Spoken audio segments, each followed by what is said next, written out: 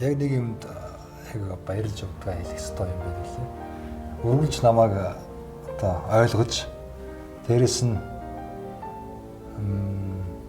буцаад хоёлоо ингэж хэдэн жилийн дараа ингэж буцаад нийлээд гэр бүл болоод бяцхан хүүхдтэй болоод энэ амьдралыг зохиож байгаа тэр одоо шийдвэрийг гаргасанд баярлаа гэж хэлмээр байна.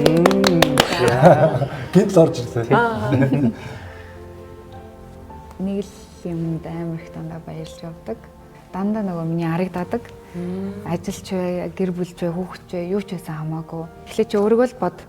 Чи өнөөдөр ингээд сэтгэл чин хэцүү заваад тий баяраа сулмгүй байвал чи өнөөдөр юу юмэр тэрийг зөвөр хий.